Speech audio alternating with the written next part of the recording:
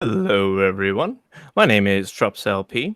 I'm doing a conversation video today. Joining me is Bad-Tempered Badger. Badger, Hello. how is Badger? The badger is all right this evening. He's just got a nice cup of tea and thought I'd sit down and have a nice chat. Oh, great. Um, we were discussing a little bit beforehand, like because we're doing this dual streaming, both his channel and my channel. We figured we both kind of go through our little bits of intros. That way, both our audiences are used to some kind of what's the word? Uniformity. I think that's probably best, yeah. Yeah. So why don't you go ahead, Badger? Right, well, hello everyone. I am Bad-Tempered Badger. I talk about things on the internet. I tend to come at things from if you've glanced through my channel, which I believe you have, I tend to come at things from a sort of an atheistic, generally left-leaning perspective, although not as left as some, and I'm a bit more personable than what a lot of people tend to be of late. On the issue of the abortion topic, I tend to be on the pro-choice side. Okay. So for my audience, hello. How are we all doing? As you guys know from my own videos, I come from a more conservative realm of the abortion topic, as per my glorious little avatar you have here. Um, but I do try to maintain a relative centrist position on as many topics as I can. It just so happens that I don't know, talking about the left being stupid just ends up being more prevalent in my content. So when Badger reached out to me regarding this kind of conversation, I was more than excited to, be able to get the opportunity to sit and have a discussion peacefully with somebody from both sides. I tend to surround myself with a lot of right-leaning thinkers, so let's go with something else. Yeah, I thought it might be nice to have a sort of cross party, as it were, discussion on it, coming from different perspectives, but being able to talk about it calmly. Yes. And before I get along, I see Stuart is in the chat. How's the audio on your end? Just give me a thumbs up or give me a all good if all the sound is peachy. I guess same Everything's thing for working Badger and Badger's audience. Yeah. Sorry, could you say that last bit again? Just checking for sound going Oh through. yeah, sound check. Oh, absolutely. You got to do it, especially when you're doing it in Oh yeah. multiple different formats. It's Yeah, the first few minutes of my streams tend to be, is this on? Oh, absolutely. It's isn't it terribly awkward, especially because there's never a like definitive time in which all these things start. It's not like they give you a countdown or anything. It's just that circle, and you're like, "Oh, is it on now? Okay, here we go." Yeah, it just kind of goes, oh, are we going? Yep, yes we are. Okay. Here we are. Um, but yeah, I got nothing in my chat. Stuart appears to be asleep, so we'll just go on with the conversation. And if there's a problem, somebody will let me know. Outstanding. Right. So Where do you want to you had start? well, you had commented on my video from a week ago. Mhm. Um, actually, was when you actually had wanted to have this discussion. Mhm. So, I guess what did you take issue with during my video there? Well, as I sort of mentioned, from my starting perspective is on the pro-choice as opposed to the opposing side. I'd rather not put any inflammatory labels on it because that tends to degrade the discussion from the start. But yeah, my perspective coming at it is that it should be for the woman in question to decide whether to have an abortion or not. So that's my kind of grounding and my starting point. So as your points tended to be a little more from the other perspective, I thought it might be good to just go back and forth and figure out where the disagreement is there. Sure. I guess allow me to assert what it is that my position is on abortion. I subscribe to the idea that safe, legal, and rare is the ideal situation. While I do agree that there are events that take place outside of the realm of anyone's control, I'm not about to start penalizing people because of the individual child that may or may not cause harm. Simply because I'm trying my best to frame myself not to me become a hypocrite because no, no, no, it is bad. No, I Um, don't want none of oh, that. of course not. The community will slam me for it. I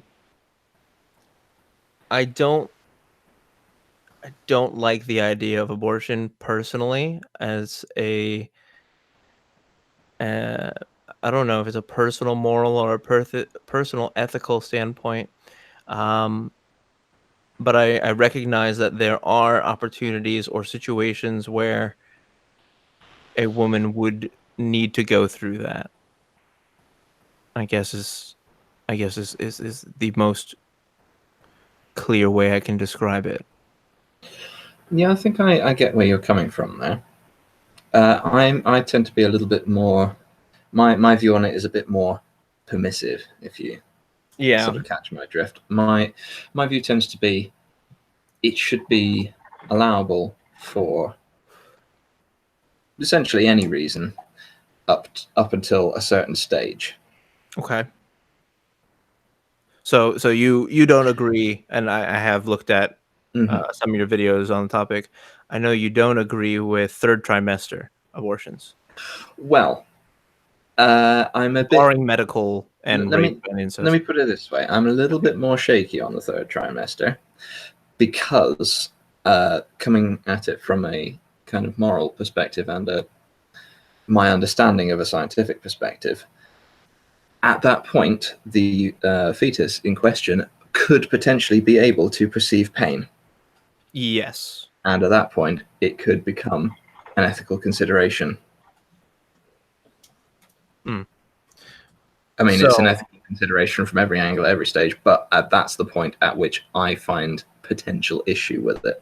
okay, so we'll give it a we'll give it a solid shaky kind of a opinion Yeah, on third a trimester. solid, not solid at all, shaky kind of. Yes, exactly. Solid, That's not the point sure. where I become, ooh, okay, I'm not so sure now. Yes, right. Um, but I guess, just going through it, it's not necessarily that you don't think that just because it's a third trimester, it's like no or yes. It's Hmm. because, or your stance on it is specifically because the child has the potential to feel pain. Hmm. So at that point, I would be more in sort of thing, cost benefit kind of analysis of is there actually enough reason for this to happen?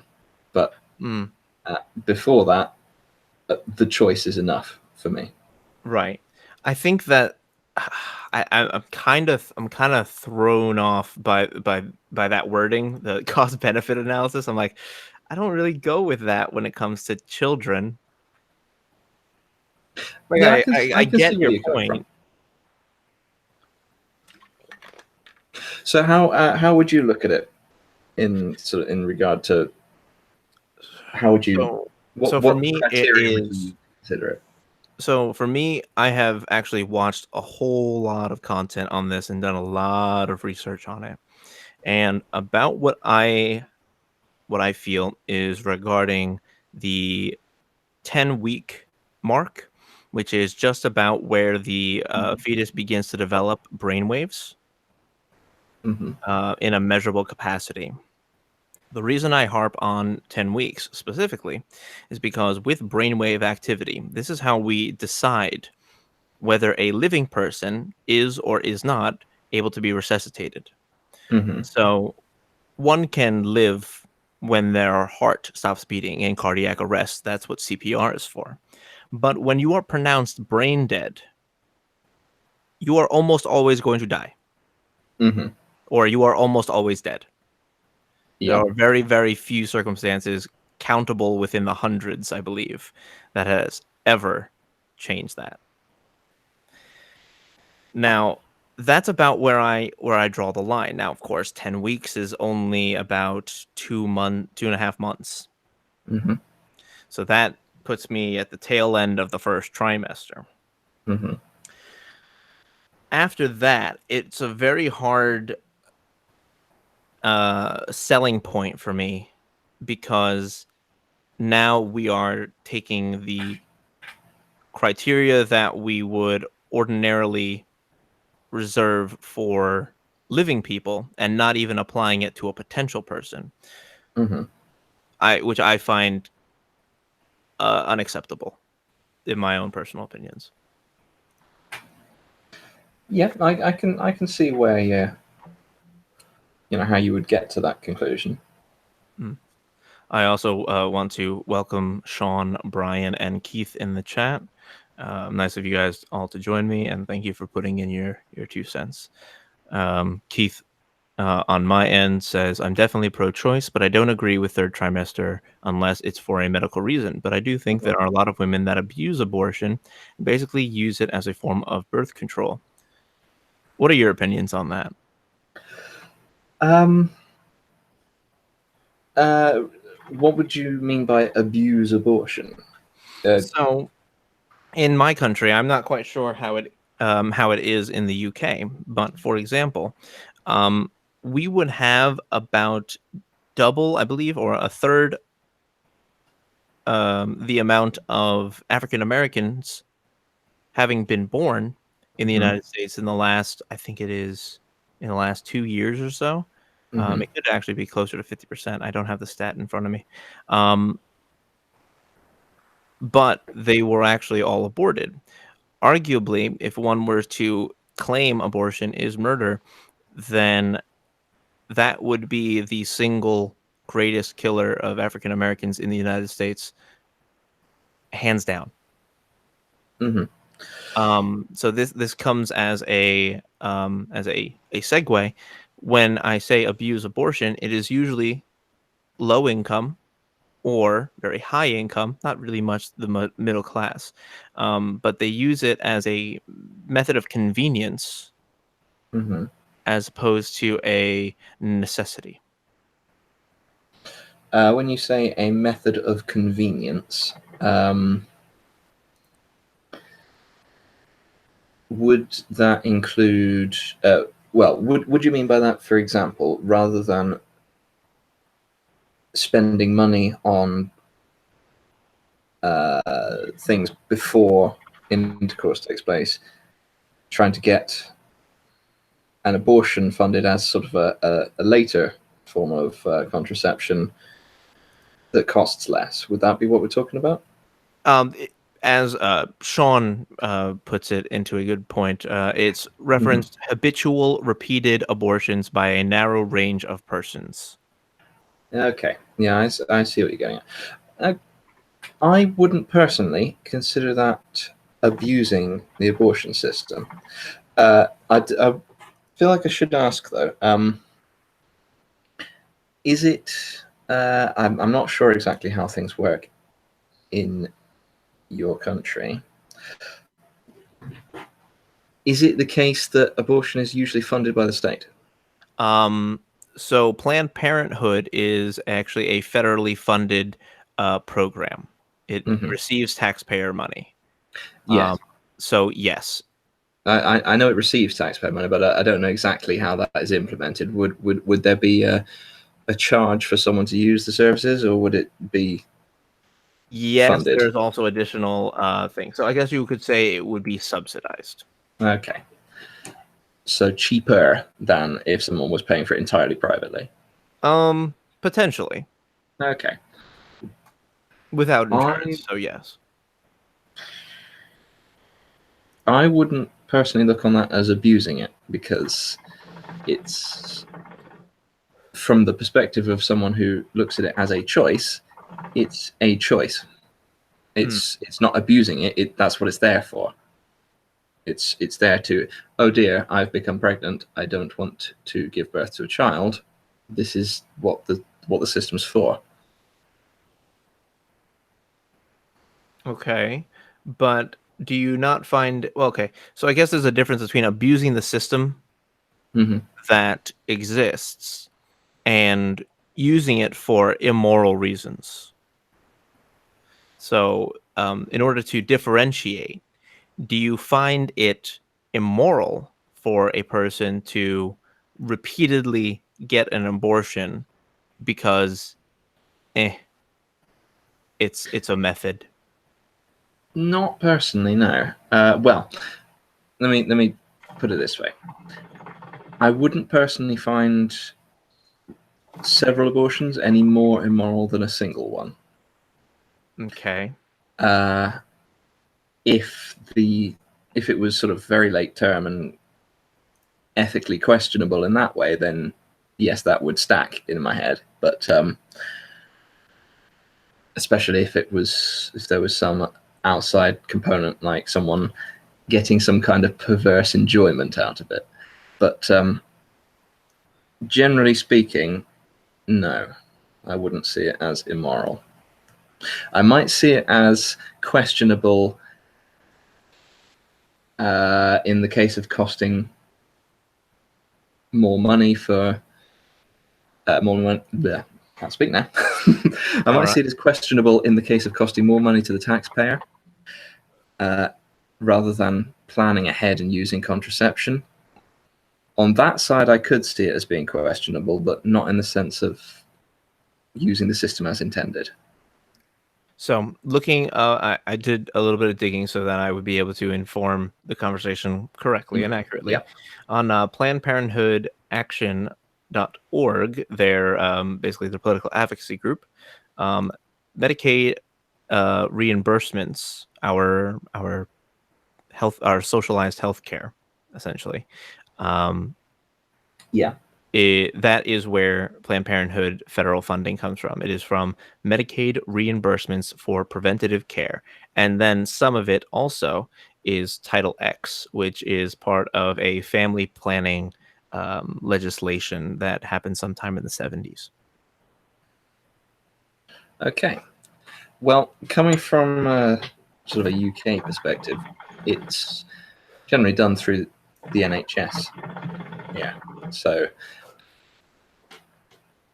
the Um, NHS is essentially socialized healthcare in the sense that at the point of at the point where the service is provided, there isn't a cost to the person it is being provided to. mm, It's paid the for through taxes. Right. And by the way, my one of my listeners, Keith, says it costs around $300 here in the southeast of the United States. My work works at a strip club. We know girls that have had around a dozen abortions. Curious if you find that to be abusing the system. I wouldn't necessarily say abusing the system, but I would say you could probably plan that better and just use contraception more effectively so that you don't have to cost so much money as an afterthought. I wouldn't put it as abusing the system, but I would say it's poor planning. Now, what if that is the plan? What the plan is to cost the government money. Sure. In that case, yes, I would consider that abusing the system. Because we give a lot of credit.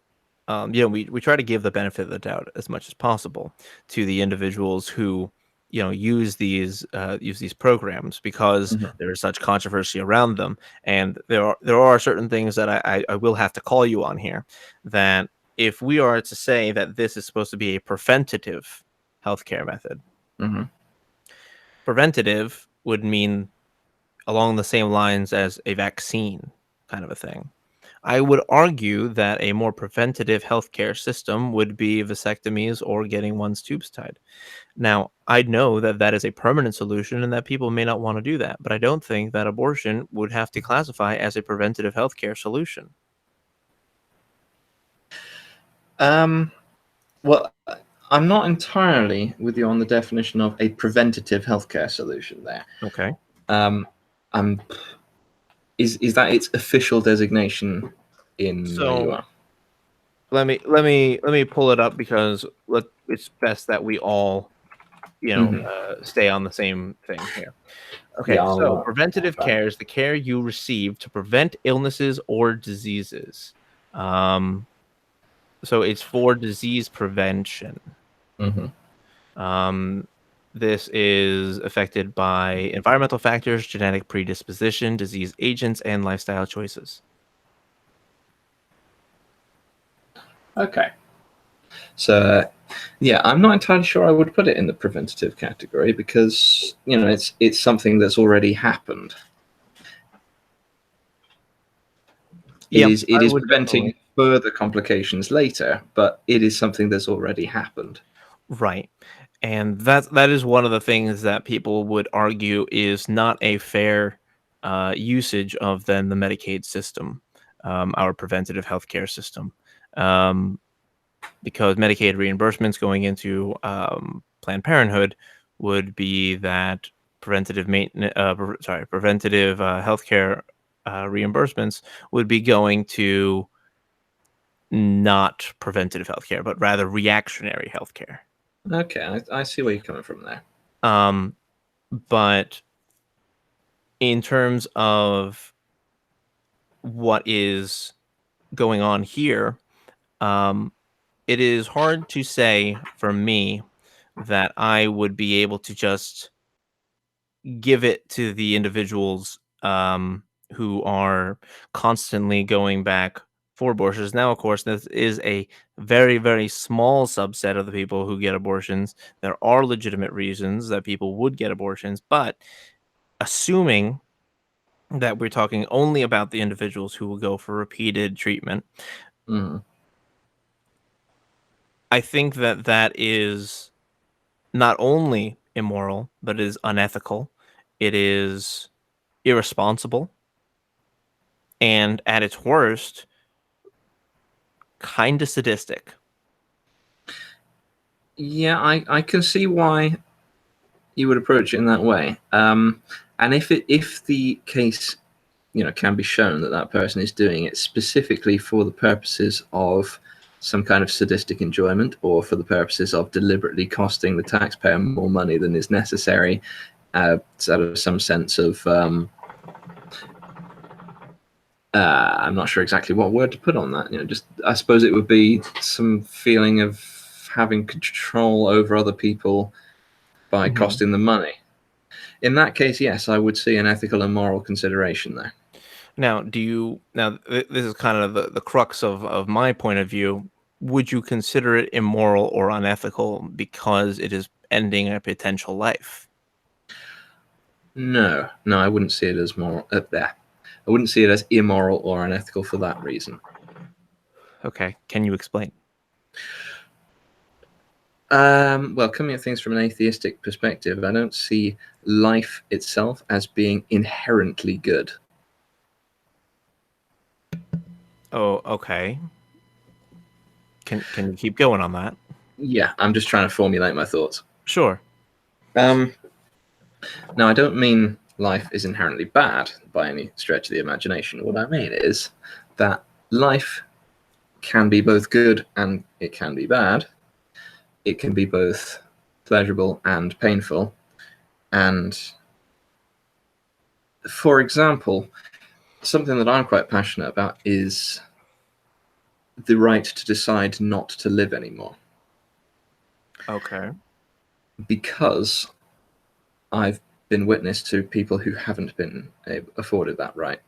When, in the case of a pet, for example, they would have been treated with far more dignity. Hmm. So, looking at things from that perspective, I don't see that a potential life is over and above a life that is already in existence and being lived. But if that were the case, wouldn't you have to afford them the same rights? So let's say that person does not have then the right to end one's own life, let's say for a medical purpose. Mm-hmm. Why is it okay then to terminate a potential life? Well, that's kind of what I'm saying. Is I think someone should be able to decide to end their own life. Okay. If you're looking at it from a moral perspective, that it is immoral to end one's own life, then yes, I can see that from that perspective, it would also be immoral to end a potential other life. Okay, so hold on. You're getting into something really dicey here. Mm-hmm. Is it immoral to end another's life? Another person's life, yes. Okay. So what makes that fetus, that potential life, different than another? I would say that that fetus is not yet a conscious entity, or to put another word to it, a person. Okay. Is so here's where I'm going to need to ask you to define a person or a living person. Now, I did have something written down for this before, but Just in just let me case, see. right? Because that's a shoe-in question. You knew I was Yeah, coming at you with that one. yeah, I knew you were going to be coming at me with it, but for some reason, I don't have that written down thing immediately in front of me. So if you just give me a second while I find it.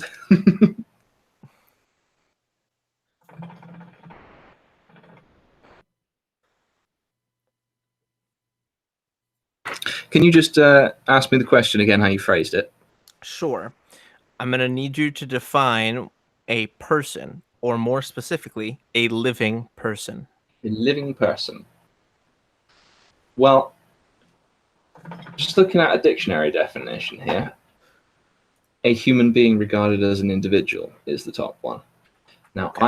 I would add to that the unique conscious personality of a person is what makes them a person. So Okay. someone who's brain dead, for example, and there is no possibility of them regaining consciousness and personality wouldn't meet that definition. What about someone who is unconscious? Someone who is unconscious In a would meet coma, that let's go with that. definition. Let's go with in it. All right. Well, let me start with someone who's asleep, and then Okay. I'll get to someone in a coma. Sure. Someone who's asleep has a personality, has a unique consciousness and a personality, and if you were to go and shake them awake, that would immediately manifest itself. Okay. Someone who is in a coma, still, let's assume that it's a coma that they will eventually wake from. Okay.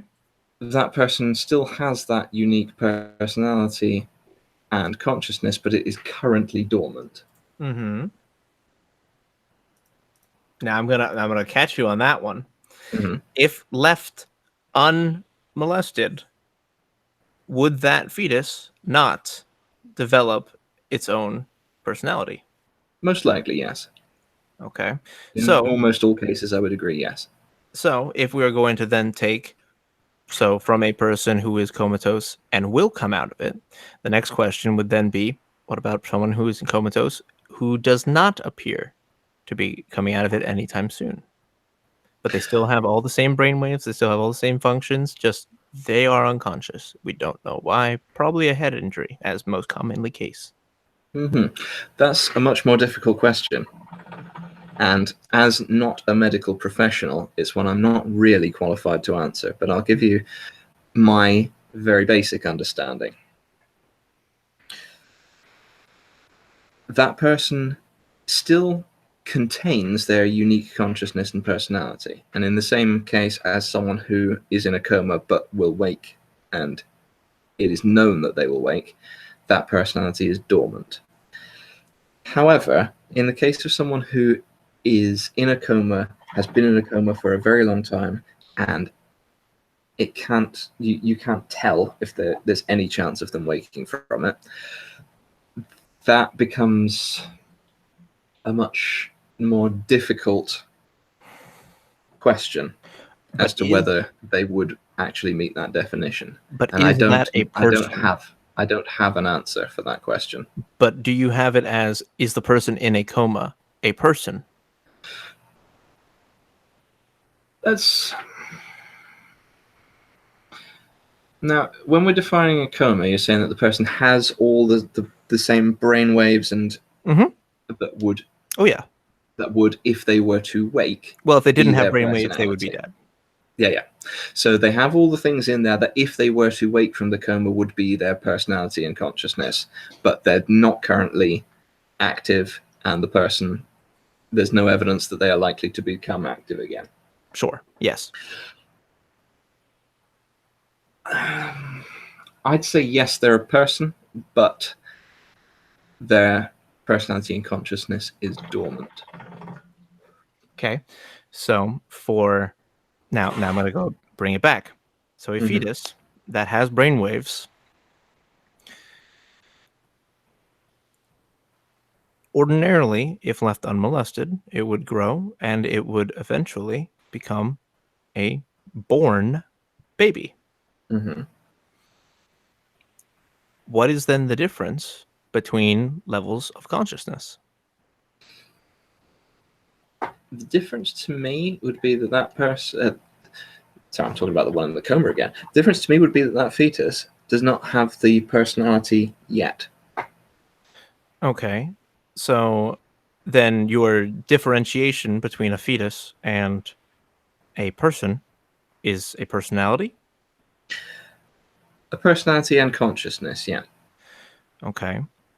And And by would you consciousness, I don't mean currently conscious. I mean the self awareness and the sentience is what you're memories looking and for. yeah. Let's go with sentience. That's a better word.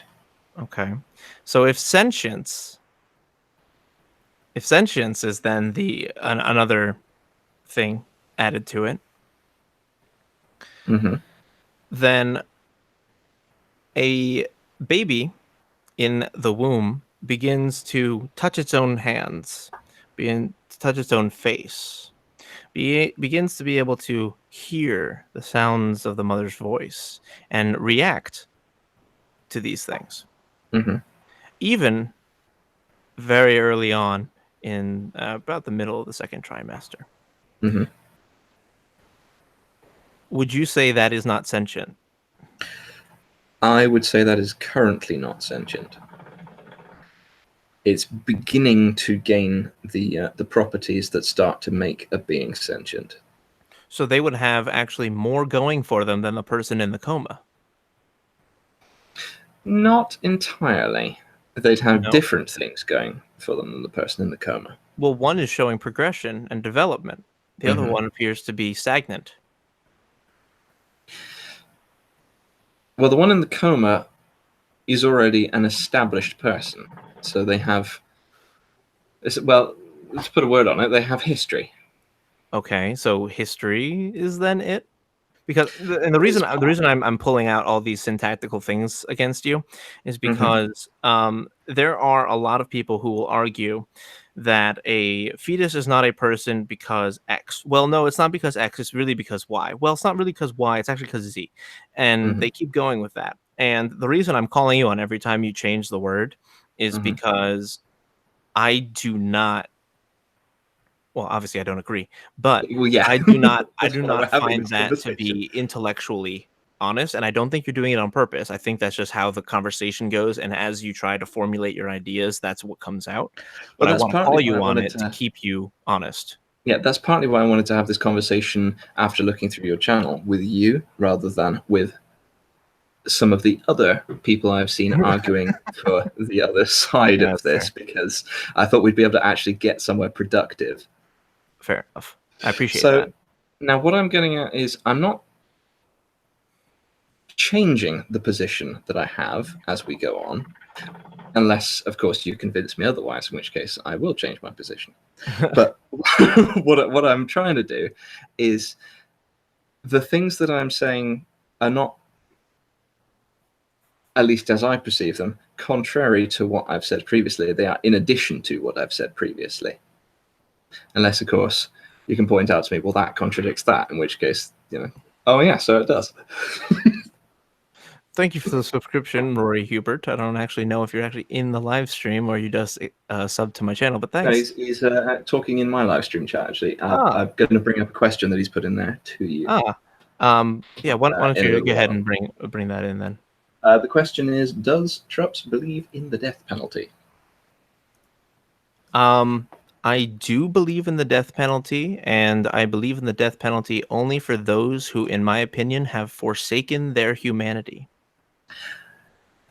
That's an interesting thing, which might be good to get onto what exactly you mean by that later on. That's perfectly fine. We'll definitely get into that. We still have a bit of time left. Now, what was the last thing that you were asking me? It was when I said history, wasn't it? Yes, history, experience. Yeah. Now, history, in addition to consciousness, distinct personality, sentience, sapience, and so on, because the distinction between sentience and sapience is murky, and I'm not sure exactly which term covers what I mean anymore now that I've tried to look into it. That's a tough one. Yeah. Sapiens, God. Doing the SATs, are you? Good sense, intelligence, or wisdom. My God, that one's a tough one. Yeah, I've been looking these. I've been looking up and down through these for a little while, trying to figure out exactly which one covers exactly what I mean, and I'm still not entirely certain about it because sentience and sapience seem to have very similar overlapping meanings, but mean slightly different things depending on who you ask and what the context is.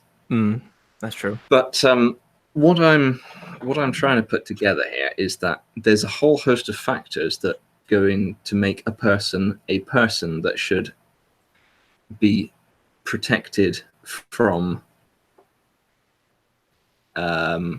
what's the word I'm looking for here? Premature death. That should be let's go with that. That should be protected from premature death. There's a whole host of things that go together. Some of them apply and others don't to a fetus. And some of them apply at differing levels throughout the pregnancy.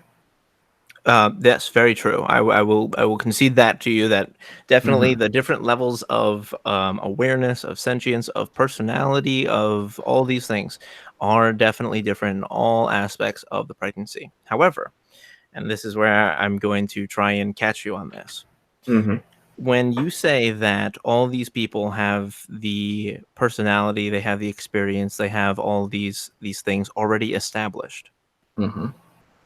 That's talking in the case of any of the circumstances that we had talked about previously, whether it's somebody asleep, whether a coma coming someone out, who's already born and is not a fetus. Yes.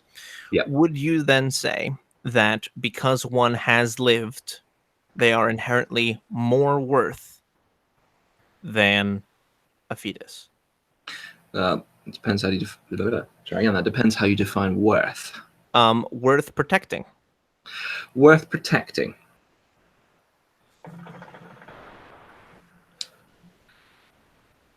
And just to, while you formulate your ideas, allow me to expand so that you can further understand why I asked you that question. Yeah. So a fetus is not a person up until a certain point is the condition that we've established, the conversation we're having. But the person who has already lived is already an established person. Yes. Because of their experiences, their collective personality, and all that stuff. Why is that person who has had experience, whether they are literally a day out of the womb or a day inside the womb, why does one have the right to be protected and the other does not? I wouldn't have quite such a solid cutoff on it. I wouldn't put it as someone. I wouldn't put it as a fetus inside the womb a day from being born. I was being a little hyperbolic. I will admit I was a bit hyperbolic. Yeah, I know what you're getting at, but I'm just going to clarify my position on it. I wouldn't put a fetus inside the womb a day from being born as hugely different to a baby outside the womb a day after being born. But there is a difference, clearly.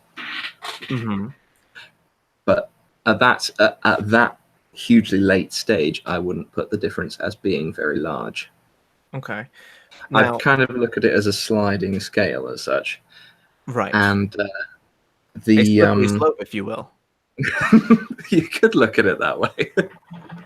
Because the argument could be, okay, so not one day. How about 2 days? How about 3 days? right? You can keep going back more and more until like, oh well, kinda is how Hmm. you kind of left. Now, let me just clarify one thing. I'm only speaking for myself. I'm not speaking for the entire pro-choice community. Oh, right. Well, this is a conversation between Hmm. our respective Yeah, perspectives. I'm only speaking as me and not as a representative of the entire thing. So, my view on it. Well, let me look at it. Let me just add an additional thing to my. This is a person and this isn't. I wouldn't look at a baby that's immediately born and say that's a person, because in order to be consistent with my definition, that that baby does not currently have a distinct personality with history and all that and stuff that I Mhm. mentioned earlier. They have the very clear beginnings of it, but they're still developing them. They are clearly a human and a human being that should be protected at that stage, but they don't quite meet that definition I said earlier. And in order to be consistent, I feel like I should say that. Now, to keep you honest, Hmm. your original premise was Hmm. that you did not like the idea of abortion when the fetus could feel pain. Hmm. So I did a bit of looking, and it looks to be about the 28th week of gestation when a fetus can actually feel pain. I did look into this a little while ago, but I can't remember the exact week. That was at least Discover magazine. Other scientists say that 20 weeks. Um, if we're going Yeah. to go The within that range, it looks to be about 4 to 7. the Yeah, four to debate that I seven have, weeks, not the debate, sorry, the 5 to 7. the stage during the pregnancy that I've heard ranges from well into the third trimester to borderline between the second and third, and it's debatable. Yes. It also has to do with how fast the baby is growing, and Oh usually yeah, that and is it's definitely not going to be individual. identical each time either. No, of course not. There's a lot of genetics that go into that. Ironically, just determined at conception. I hate putting these little one-liners in there because it feels so dishonest on my end. No, Because no, it no. feels, but I like see. it's also my I truth. know entirely where you're coming from there. Um, um, but the reason I bring that up is because Yep. okay, so if a fetus, well, actually no, it's a baby 1 day out of the Hmm. womb is still Yep. not a person, Hmm. but a fetus can feel pain between 20 and 28 weeks. Hmm. Do they still Are they still worth the afforded rights of protection? Um. Well, that's the point where it comes into my whole sliding scale thing that I mentioned. Because while they wouldn't meet my definition of what I mean when I say the word person, they are still an entity capable of perceiving pain, which still, in my mind, should be protected, at least to an extent. Hmm, For that would apply in the same way to animal cruelty, okay. because you know I am against unduly causing pain and suffering to any being or entity that is capable of perceiving it. Right. Now that is an interesting thing that you bring up animal cruelty. Um, because they have no self-awareness whatsoever. Um, Well, that they depends have no on the animal. sentience. It Oh, depends on the yes. animal there. Well, okay. So, removing dolphins, seals, certain parrots, elephants, and I believe there's certain clinical cases with certain varieties of ape, Hmm. um, including chimpanzee, orangutan, and I believe some gorillas. Um, Potentially certain species of bird as well. yes, I made sure to mention that as well. Oh, I did believe you? that was I must have missed that. I believe that was the third one, but that's all right. Gray That's one of parrots, my things as I particularly. struggle with lists. Yes, gray parrots, particularly. Um, Hmm. um, would those not be afforded the same kind of rights as, a person, in the sense that you should not want to cause them undue pain? I know it would follow suit with your, everything has a right to be taken out of its misery, as we do with animals, and we don't do it with people. But Hmm. would you say the same for, animals in that case? Would they, because they don't fit the category of person, do they have the same kinds of rights of protection as a fetus? Um, Not exactly, but It's a bit yes, I convoluted, would. and I apologize, but No, I know what you're getting at, but there's a little bit convoluted. no, I But totally get it, and feel free to just say I yeah, don't agree with your framing of that question. It's well, bullshit. Moving I on. think the framing's a little bit wobbly, That's but fair. I do get where you're coming from. And yes, I do think that animals that are capable of perceiving pain should be afforded some protection. Not quite the same protection as a human person, although as a badger, I really should say I'm quite keen on it. Hmm. But yeah, I think that animals capable of perceiving pain should be on that scale of things that should be protected from undue pain caused by humans. Yes. Now, I did want to touch on this. I know we kind of left it on like a hanger there, but I just don't think that more deliberation on it will really yield anything more interesting. But I did want Uh, to ask you about your approach from an atheistic point of view. yeah, Why does that define how you view a potential person or a living person for that matter? the only reason I bring that up is because I have seen this topic be quite divided along a theistic slash atheistic line, with a lot of people on the theistic side coming at it from a sanctity of all human life perspective, Mm-hmm. whereas a lot of people on the other side of that come at it from a cost benefit analysis perspective. Mm-hmm. Now, the reason I That's ask not, is, I just want to clarify on that. That's not a solid dividing line. There are people who agree and disagree for other reasons on either side of that line. mhm. And absolutely, everyone's right has a right to their individual ideas. Hmm. Now, the reason I brought that up is because obviously my avatar is of the Spanish Inquisition style priest. But I wanted to make a point to mention that I was a former Roman Catholic. Hmm. I left the Roman Catholic Church because of I didn't like the fact that they were political. I found that to be terribly hypocritical and incorrect. So I left the Catholic Church, and I picked up paganism, Hmm. um, and I situated down with a sect of paganism that I personally identified with, um, and something that I found rather interesting, Hmm. uh, that almost is universal across all religions, because I did look through several of them, is the right to life. Yeah. Not to say sanctity of life per se, because certain translations don't necessarily use those words, but the right to try. Hmm. Do you think that is a fair thing to give each person, the right to have the chance? Yes. Each person, I would agree. I see what you did there. Yeah, yeah. Using my definition of person Yes, still is consistent with what I was saying before. but do If you? you bring that to each potential person, then I'm shaky on it. Well, I guess that kind of is intrinsic in the way I framed right to life.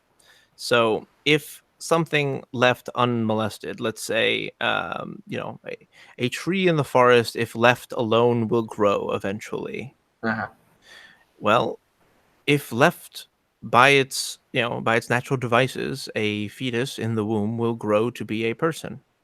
And I know that you have a opinion of disturbing nature or, that kind of thing. So that's why I bring up that kind of argument. Do you not think that a potential life in that aspect would be afforded the same kind of, opinion. Because I assume that I'm going to make an assumption. Feel free to call me. Tell me I'm incorrect. Do you find it immoral or unethical to, for example, deforest South America? Um, Strictly the act of deforestation. the act of deforestation, yes, sort of. Okay, feel free. And not exactly for the same reasons that you've brought up there. I am Okay. against the deforestation of South America for all sorts of reasons, but not exactly because I think that each instance of trees within a forest should be allowed to grow to maturity, Okay. because nature itself doesn't allow that to happen. Yes. Well, I guess that's why I kind of left. By its natural devices, will you give it the right to life? Because even some fetuses don't make it. Hmm. Um, there is natural death. There are If there's no stillborns. outside influence on them. Right. That sometimes it's just not the right genetic sequencing. And that aspect, like, that is simply just a sad thing. Like, Hmm. And I'm sorry, there's that is just also a situation that is sad. there's it well yeah there's also the thing to bring up there that some fetuses would grow to maturity, but the life that they would lead after doing that, from certain perspectives, it could be looked at as better if they hadn't. I agree, but that's mostly because I'm a millennial and I hate my own life. And I make Well, those jokes constantly. oh yeah, I know where you're coming from there. I don't want to labour that point. Well, no, I don't want to labour this point that I haven't said yet. But I have dealt with depression. I have dealt with being suicidal. So I can You are not alone in that, no. and I understand. But I The understand. point I'm getting at there is not, you know, a fetus that grows into a physically healthy human could still have a naff life. Hmm. But if you then add in genetic complications such as congenital conditions that would affect quality of life quite drastically, then you have another argument. Oh, we do indeed. And do you want me to go there? Well, possibly if you're done with the previous thing. Yes. If somebody, if this is gonna be a good one. My mom actually works in a school district that has a large amount of disabled individuals. Hmm. High percentages of them actually have autism. As it turns out, they end up meeting each other and having a load of kids Hmm. because those people would have arguably lesser lives. My chat, Sean goes, just say eugenics and Yeah, move I on. just saw that one myself. Oh, I'm not gonna go there. I want to actually explore that idea first. Um, Yeah. if you are to find then that somebody may not live to the quality of life as a it's a fucking awful wording, but a normal person, Hmm. um, is that then a life that perhaps is not worth saving? I don't know. I don't have an answer for that That's question. fair. That's the safest answer you could have given. I mean, I've got thoughts on it, but I have no answer. No, that's you know what? I'll take that, and I'm not gonna get into that anymore. Let me, let me Uh, I'll give you a couple of thoughts on it if you like. yeah, go for it. Why not? I'm dyslexic. I have learning difficulties Okay. that also affect my interpersonal skills, Hmm.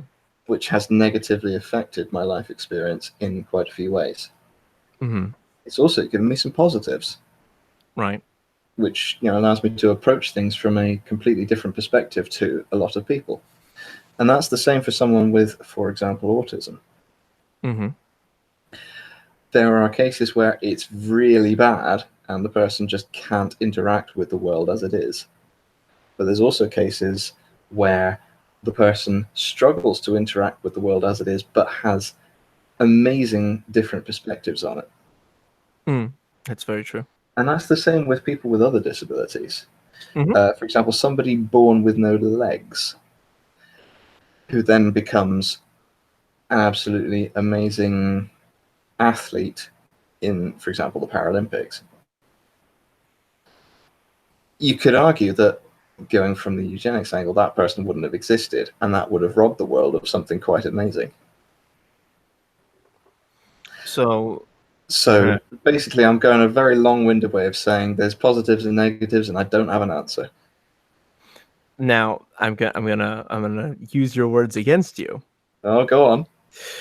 Would you say then that any potential fetus is potentially robbing the world of something amazing?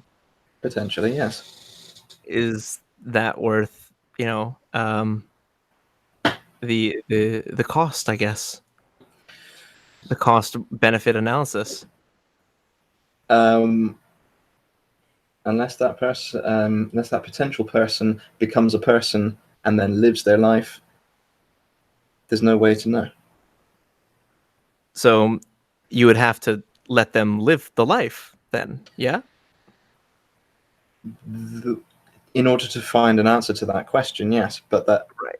the act of finding an answer to that question may have adverse effects on someone else's life. Sure. But we don't end other people's lives because they have adverse effects on us. No, but going back to my definition earlier, that fetus hasn't yet become a person. Right. I didn't say person. I said life. I see what you're saying. Yes. Because we were talking about potential lives and the Mm-hmm. possibility of basically all these things. And the last couple questions, I've tried to actually stay away from using the word person, and I've tried to I did use notice. life. Um, Simply because it seems like the idea of life is more of a selling point for you, because the way that you say you don't like when something feels pain, you don't like the potential life for it to be prematurely ended, and you also don't like it to be lived in suffering. Mm-hmm. So a Paralympic, a potential Paralympic athlete Mm-hmm. has the potential of doing great things for not only the world that that he comes from, meaning other disabled people, Mm-hmm. but also inspires others to look upon those people with a little bit more appreciation. Mm-hmm. And So that not just that's that, where but that's they where can the inspire conversation. others in all kinds of other ways. Oh, absolutely. And that's where I bring the question, Mm-hmm. why is one life worth more than the other? So the person in the coma from earlier, the one who's already lived, what if they're nothing? Like they don't do anything. They work a dead end job at an office and they're just one number in a giant company. Mm-hmm.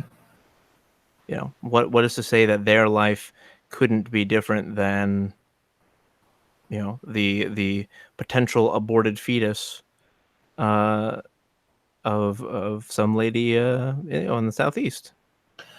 I have no way of knowing that that potential aborted fetus could have been worth more or less than the other person. I don't like putting a worth on people. Even if someone is a by let's look at someone who by their own measure is an absolute failure. Okay. I would not put them below a potential other life because Really?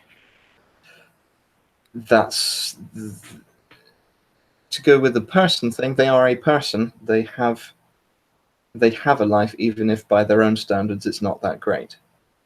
Hmm. Okay. It's an interesting way to kind of go at the topic, is Mm-hmm. because even a person who theoretically would have lived and is basically all but dead, this person in the coma that we keep hypothetically referring, let's call him Bob. Um, Yeah, um, you Coma know, Bob. yeah, absolutely, Bob. Um, sorry. If Bob is to have been all of these He's not things squeaky and chair, is by the now way. in this Sorry. condition, you know, any potential life that even remotely goes over, has the potential to bring more to the greater community. Now, I know that you said you don't like to put worth on lives, and I respectfully disagree. I say that we put worth on lives who have done nothing to say that they don't deserve it anymore. Now, the reason I say that is I'm because not. I wanted to I just segue. want to put my nose in a second there and just Sure, say, go ahead. I'm not saying it's not possible to put worth on life. I'm No, you saying just say you don't. I don't like to. There is a potential cost benefit analysis there, but I think that can become very questionable itself once that person is alive and out doing things. Now, one of the questions that one of my viewers had brought up, and I do Mhm. want to touch on this before I answer your death penalty question. Um, whose cost and whose benefit? In the case of a let me try again. In the case of a pregnancy, the cost benefit analysis would be the mother. Okay. There are other considerations, obviously. There's the consideration of anyone else involved, for example, the father. There's also the consideration of the potential person, but that potential person is entirely dependent at this stage on the mother, whose life is already being affected by just being pregnant. I suppose what I'm saying there is I put much more stock in what the mother has to say than anyone else, Okay. So, or at this stage, potential mother. right, I was going to say not really that kind of thing, and most people would actually quite disagree with that term if the end result is an abortion. Yeah, I was using the terms interchangeably when I shouldn't. That's all right. I believe you have rectified that problem. Um, I could, But the press you problem on there that. is there isn't really a single word term for someone who's pregnant but may or may not become a mother. You should just call So them I suppose pregnant. it's just pregnant person. Right. Right. Yeah, Um, I was trying to shorten it more than was clear. that's fair enough.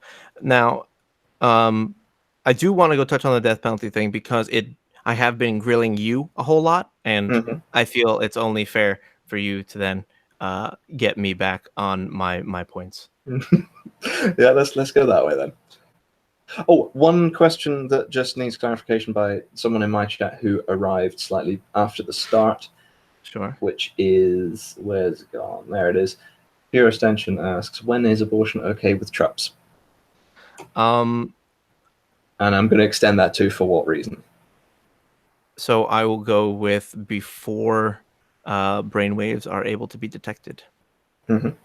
And that is because we do not consider a person alive or dead before. Sorry, we do not consider a person alive or dead.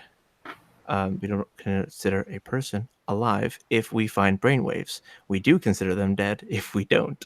So, arguably, they haven't even had the potential to grow any kind of nerve endings at that point because they have no detectable electromagnetic,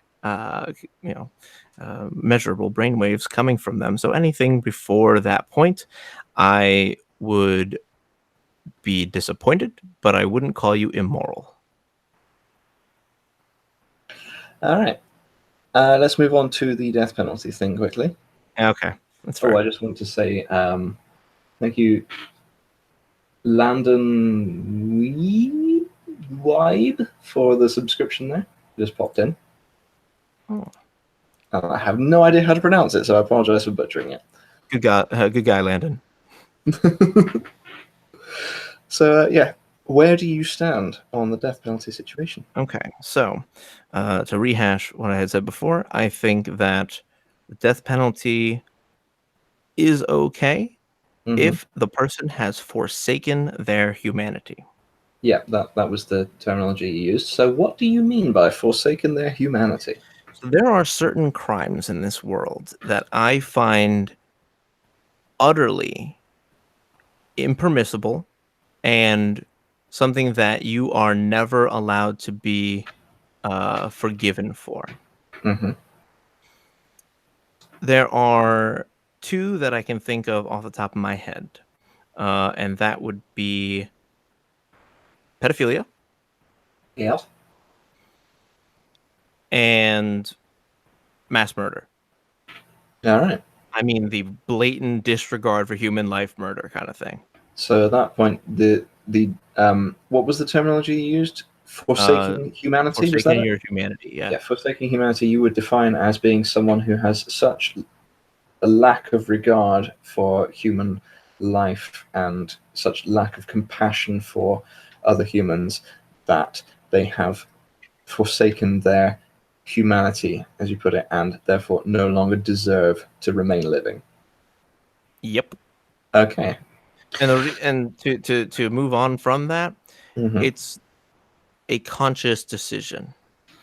So, should somebody be mentally unstable, right? Hmm. And actually not be aware of what they're doing. There have been some instances of several people with mental disabilities Hmm. who have inappropriately touched children. So that would be in the case of someone who doesn't know that such an action is inappropriate. No, no, no, no, no. Not that they don't know that such an action is inappropriate, but Uh-huh. lacks the mental capacity to know it is wrong. Okay. What would you say then in an instance where someone has their mental capacity has been temporarily compromised, for example, by having a brain tumor or something like that? A brain tumor. Yeah, I have heard of rare cases where someone has had, for example, a brain tumor or some kind of foreign object lodged in their brain, which has affected their personality to the point where they became essentially a completely different person and did things that would meet your criteria for forsaking their humanity. Was this after, a instance where they could come back from it? Let's. I'm not sure, but let's, for the sake of argument, say yes. That let's give an example. As I mentioned, I'm not a medical professional, so I am taking a little bit of artistic license with my scenario here. Then I would classify that as lack the mental capacity to understand. Hmm.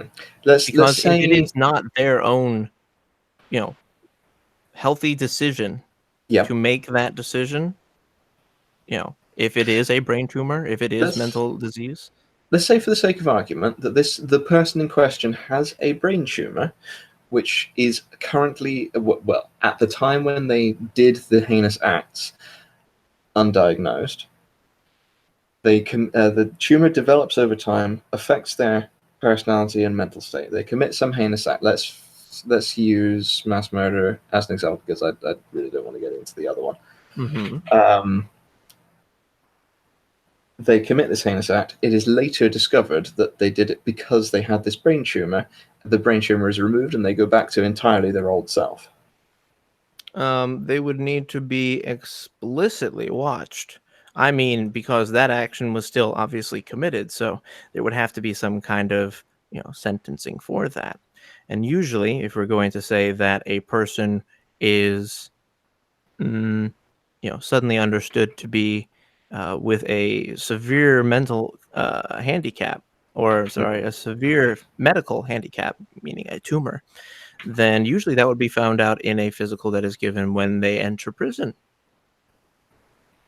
So, and I mean, like, actually put into the prison system. They usually, there are instances where they do go through a physical evaluation to prove that they are healthy when they come in, to make sure the police are not accountable for anything that happens to them afterwards. Yeah. Um, so then that person would then be found out that way, and then Hmm. that could be something that would be worth an appeal in court. Yeah. And no death penalty can ever be passed in an ongoing case. Yeah. Now let's say, for the sake of argument, in my scenario that I mentioned, the tumor was missed in the process of being booked into jail. Mhm. Well, then it was never rectified. I'm the scenario I'm thinking of is they were convicted of the crime, Mhm. then later showed symptoms of a brain tumor, and it was discovered that the tumor had, and it could be medically shown that the tumor had been there and affecting their personality at the time they committed the crime. Yeah. Well, then that would be the cause for the appeal. Even if the person were sentenced. Okay, now I see where you're at now. Yeah. Right. Even the person were sentenced, one could appeal that this is actually the cause of it based on new evidence that has been brought into the case, that this person was actually not within their mental capacity to understand what was going on. And in fact, this medical process in which we have removed the brain tumor has, in fact, rectified their condition. They Mm-hmm. are a different person. Because there would be at least some manner of being able to track backwards to see when this finally did start. Because even somebody who lives alone gets some kind of money somehow. Mm-hmm. So even a job. Um, Many law enforcement officers will extend a lot of their resources to find out exactly why somebody has actually committed such heinous acts. Mm-hmm. Um, Now, if And the that can, for the person purposes was of preventing later sentenced and the crimes. execution was carried out, Mm-hmm. and then they found out that, oh, he also had a brain tumor that could have been affecting his personality, then the brain tumor was never rectified. Therefore, nothing was actually ever lost. What do you mean by nothing was actually ever lost? Because we never had the understanding to find out that if we had taken out the brain tumor, that that person would suddenly be fine. Lobotomies are a terribly, terribly inconsistent and dangerous procedure. A friend of mine actually had a lobotomy, and now she can't regulate heat in her own body. She actually has to maintain a certain temperature. She can't actually be out in the sun over, I think it's about 100 degrees Fahrenheit. Okay. So would you say that a person being, I just want to clarify something that you said there. Sure. Someone who has been tried of a crime and convicted and killed through the Mm-hmm. death penalty. Mm-hmm. Later, let's say I'm in a post-mortem examination, the brain tumor. I'm sticking with the brain tumor thing for now. Mm-hmm. In a post-mortem examination, this brain tumor is discovered, and it is shown that it is shown as conclusively as possible at that stage that the brain tumor was responsible for the change in personality that caused them to commit that crime, Mm-hmm. and that had it been removed, they would have returned to their former self, and that's shown as medically conclusively as is possible with someone who is already deceased. Would you consider that a miscarriage of justice? Yes. However, with the caveat that everything that you just said is the most difficult speculation that a medical professional would ever have to do. Oh Yes, yeah, I'm not. you can I'm not theorize totally. about where a tumor could affect somebody's mental state, Mm, but the exact understanding of how that tumor interacts without a living person, without an MRI scan, ooh, very difficult. Not to mm. mention then the effects of it being removed with a perfect lobotomy, ooh, that's a tough one, and it's a really hard argument. Oh yeah. So No, I'm I'm gonna go just. with, yeah, if all those things were possible, yeah, sure, that's a miscarriage of justice. All As right. unlikely as that is. Yeah. No, I'm presenting an unlikely scenario just because that's what I came up with. Just I'm trying to gonna trying to find if there's an inconsistency there or not, if you know what I mean. that's fair. Right. So are those the only two sort of crimes that you would agree with the death penalty for? Those are the ones I can come up with right now. I'm sure I can come up with something. I mean, like, I'm sure you could lump in terrorism with one of them is a problem. Mm-hmm. So I don't really want to like classify that as a separate entity. Okay. Well, Um, terrorism often includes at least an attempted right. mass murder. But the other one that I would ordinarily bring in is, of course, rape. But here's the problem with that one. If I were to say that I am all fine and dandy with those kinds of people being executed, then that would mean that any person who was ever accused and found guilty of that kind of thing, even improperly, would be subject to kind of that kind of a treatment in the punitive system. I Mhm. do not agree with that. I do not agree that a innocent person, um, should be able to be sentenced, and especially with the way that things have been going in our in our social climates, this is not an unusual thing to be falsely accused. No, I agree with you there. Another couple of comments from my Sure, go chat ahead. over here. You mentioned obviously the two things being mass murder and pedophilia. Hmm. The first comment that I have for you is pedophilia, although abhorrent, is not mass murder, and yet Trups would have them executed. How Yes. about chemical castration and let them atone for their sins? And I have an additional comment which I'll add later. The thing with chemical castration is that I don't trust those people. Like, so I find often that the stories that I read from both sides of the from the aisle is Hmm. that the people who are caught usually in that kind of circumstance have a job or a permanent position, semi-permanent position, um, that puts them in a circumstance where they are around children. Hmm. So chemical castration may be fine and dandy for one's own satisfaction, but it does not stop the habit or the inclination to do strange things to children. I'm going to add an additional thing from my perspective there, which is being chemically castrated does not actually prevent someone from sexually abusing someone. Yes, It, it exactly. That as it well. it just prevents the person from procreating. Right. So I do not think that is a viable um, solution. Albeit it's a find one in absence of of death Yeah. penalty, but I'd rather see them All right. locked up Now, if that's not available. now here's my comment. Are you talking about only people who act on those impulses? Ooh, you're getting into a tough one here. I am not into thought policing, so if you don't hurt anybody, I'll never know. Let's say you did know, but the person hadn't acted on it and showed no inclination to, but you I guess knew that they had that urge. Well, you'd have to be a little bit more specific as to how I knew, because there is usually some form of indication, whether that be images, videos, etc., which is eventually, as you go down the list, an exploitation of that child. All right, Um, let me frame a scenario as unlikely as it might be. oh, okay. Let's I can hear you. Oh, he's doing one of these again. But Brain tumors, right? no brain tumors this time. Let's say that you had seen this person lingeringly glancing at someone who they should not be in a way that you interpreted as sexual interest. Upon questioning that individual, they admitted to such an interest, and upon looking at their sort of collections of things, they had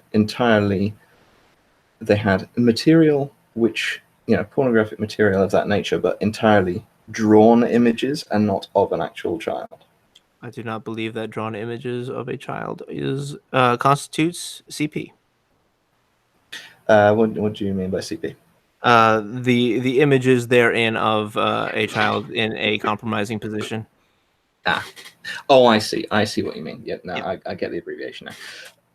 But would you be able to infer from that that person had that inclination? Within a certain discrepancy, sure. However, I would not be able to. Well, I would have to question them further, is the Hmm. thing. Because then, and this is actually a video I have made on my channel. Ooh, Um, yes, it is cheese pizza. Thank you. cheese Thank you, pizza, Sean. outstanding. Yeah, that'll do.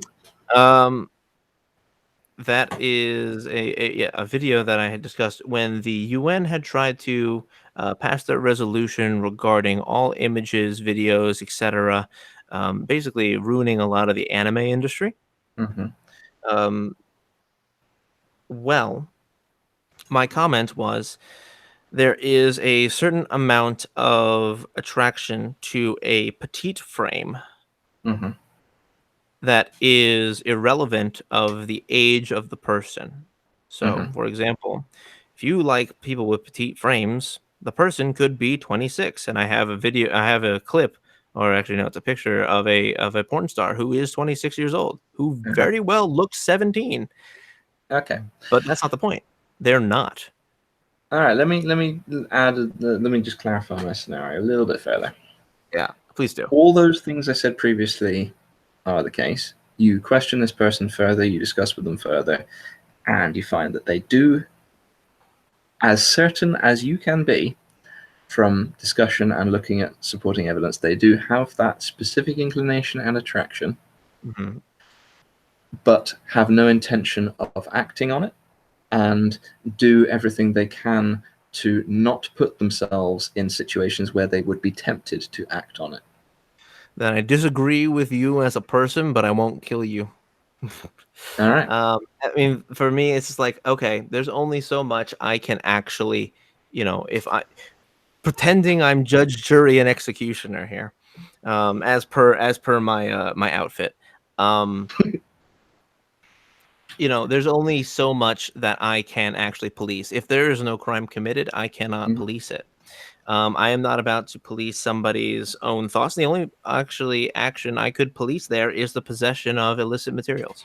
Mhm. And if that illicit material is entirely of a drawn nature and not actually Then it's not illicit not material. and has not caused harm to anyone in its production, Then it's not illicit material. okay, I'd agree with that as well. While I would think I would, I'd be wary of that person Oh, because absolutely. they have this inclination that I think is potentially quite dangerous. Oh, absolutely. Without a doubt, I would be I like would take no on that further dude. action against them, and I wouldn't report them to anyone as an offender or anything like that. But I would I, encourage them to seek medical uh, counsel. yeah, I'd agree with you there. I'd say you should probably talk to somebody about that, someone professional. Yeah, without a doubt. So, would you say that there should be support networks for people who have that affliction, as it were, to Sure. get support? I am all for mental health, and people All seeking right. out treatment. And actually, and this is actually a comment that I have full force in backing, or I have full commitment in backing. It's that even if you don't think that you have a mental illness, or you don't need to Mm-hmm. seek a therapist, Yeah, go see a therapist. might be useful to talk to one anyway. Right. They might Mm-hmm. be able to tell you about the things that you're going through in a way that you might not have that advice from anybody else. Mm-hmm. There's two lines in my chat that I just want to read out quickly, Sure. which are "You can't punish people for thought crime," Yep, and the next correct. line, "The court of public opinion does all the time." Yes, it does, and that is unethical. I don't agree that a mob rule should be our the way that we handle things. Mm-hmm. There's another thing. There's a quote that I like to bring up when talking about this thing, this topic and similar ones, which is from Skyrim. Have you played Skyrim? Oh, absolutely. I've played hundreds of hours of Skyrim. I wondered. Oh, Frank. Remember Parthenax the dragon? Yeah, I was actually You, discussing him with somebody else the other day, actually. oh, interesting. You might know the quote I'm going to say then. Okay, go for it. But what is better, to be born good or to overcome your evil nature through great effort? Mm. See, this one's hard for me because I didn't kill Parthenax. Neither did I. Well, I did in one playthrough in order to see what would happen, but in the playthrough where It wasn't really good content. in the playthrough where I did things as I thought was right, I didn't. Mm. But no, I did not kill Parthenax, and it was because the condition in which that he was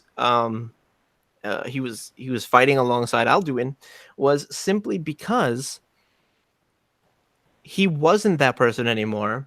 He had come over it, and not by any, like judge, jury, executioner. His actions performed a difference. So, for Hmm. example, if somebody had offended at one point, let's say to a child at one point, Hmm. and they were so fucking pissed at themselves for what they did that and they never got caught. And for the next 40 years, they brought, you know, person after person after person who had committed these things and was not remorseful. I Hmm. would give that guy a fucking medal. Hmm. Even considering that the person had done that same offence before, but was so disgusted with themselves that they did absolutely everything they could to atone for it. Yes, even so, Yeah, because I see where this you're coming is this from. is something that doesn't come from a judge telling you, "Okay, you're gonna die unless you do this." No, this was a person who, of their own volition, of their own Hmm. consciousness, said, "This is awful. This is wrong. I Hmm. must atone for what I have done, and I will do it in this way." Yeah, I agree with you on that one. Um, well, there's a question from. I just glanced over at the chat on yours there. Uh, just scrolling up there, Sean's been really, really, sort of taking me to task on a lot of the things I've been asserting So there. Sean is one of my most loyal followers, and he always likes to put in his 2 cents, and I appreciate him for that. Thanks, Sean. I do appreciate that as well. It's my firm view that everything should be open to be questioned and should be questioned. But the last one, which was, would the badger consider that to be a good life? I'm not quite sure what exactly we were discussing at that This was after moment, he as I said. said litmus test, so that was directly after we discussed. Sean, can you be more specific as to what you meant by would Badger consider that to be a good life? Which context we were talking about? That seems like an interesting question, but I'm just not quite sure what it's referring to. Right. But other than that, we've gone on for about an hour and a half. Hmm. With Sean catching up to the stream. Um, do we want to start wrapping it up? Yeah, we probably should after that. Would you be willing to do just a quick question segment, just in case there's any more questions from the audiences? Yeah, absolutely. If there's any more questions of a I'll just put a pressing nature, thing feel in free the to chat. type those out right now. And in the meantime, while everybody is Questions. typing Chat. on my end, Badger's channel is in the description. Yeah, And I've put if yours in my description as well. Yep. So if you guys are um, do like the gentleman, and the conversation was in fact, sorry, the pedophile is struggling. Is that a good life? Is that a good life? I don't know. I guess It being that way and not is being out, is being that basically a way a map good life? life. Yeah. I don't know. That it could be in other ways considered a good life. It If would be that a person, objectively good life, meaning like he does good, meaning he does yeah, not do evil. I guess. if that person atone, if let's use your example of someone who had done something and then spent the rest of their life trying to atone for it, Mm, they, I would consider that a good life. Not the first bit, but the rest of it. right. They made it a good life. Let's say someone who just spends their entire life never having committed an offence but struggling against the urge to do so. Maybe, maybe not. Maybe they can look at it at the end of it and say, I had this thing nagging at me throughout my entire life and I managed to resist it throughout. I'm proud of that. Maybe they can look at it that way. Or maybe they think, if that was awful, why did I have to live like this? And it wouldn't be. I don't Mm, know. And I think until they've lived it, there's no real way to tell. indeed. And there might not even be then. Hi, Nella. Um, So, that's about it for us then. If you guys have not, if you're interested, Badger's channel is in the description of my video. I'm in his. And are there any other questions from your end? 2 questions. The one from Mark Caesar, he says, questions of a pressing nature. Oh, yes. Do you like using a vice? A vice? Like Because of smoking? a pressing nature. A vice. As in the thing you'd have on a desk to clamp things in place. Yes, I have a vice. but I have been swiveling in my chair. So if Ooh. my audio has gone in and out, I apologize. No, I've been doing the same, looking between 2 different things to look stuff up, and also my chair squeaks. So apologies if I've been squeaking at everyone. And the other question. And the other thing, do I have a vice of a psychological nature? Yes, I smoke. There we go. Mine, I suppose, would be eating unhealthy things from time to time. But I also have a vice in terms of a clamp, which I do woodwork with, amongst other things. Very nice. The other question from my chat is, I still want to know Trump's.